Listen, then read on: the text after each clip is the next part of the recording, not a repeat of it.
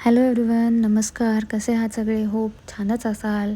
आणि असाच एक आज बिझी दिवस ज्यामध्ये खूप साऱ्या मीटिंग्स लाईंड अप होत्या आणि स्वयंपाक करायला पण वेळ नव्हता. सो सकाळी कसं बरी ब्रेकफास्ट केला, पोहे आणि कुकर लावला. वाटलं की वेळ मिळाल्यानंतर पोळी भाजी करू, पण तसं काही झालंच नाही. ब्रेकमध्ये वॉशिंग मशीन खराब झाली होती, त्यामुळे तो आला आणि मग काय पूर्ण ब्रेक तसाच निघून गेला. मग विचार केला की दही पण आहे घरात आणि राईस पण रेडी आहे. सो मी काय केलं, तो राईस थोडासा घेतला, त्याच्यामध्ये दही टाकलं, त्याच्यानंतर फोडणीची तयारी केली. फोडणीमध्ये तेल, मोहरी, मिरची,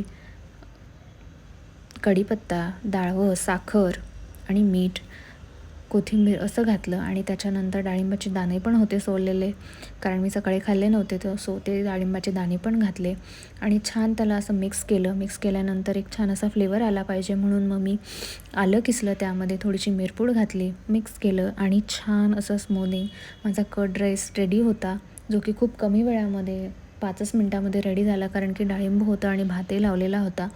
सो एकदम छान असं माझं लंच पण झाला आणि वेळेत काम पण झालं. असं तुम्ही पण ही रेसिपी ट्राय करून बघा. आवडला असेल तर लाईक, शेअर अँड सबस्क्राईब. लवकरच भेटूयात पुढच्या व्हिडिओ.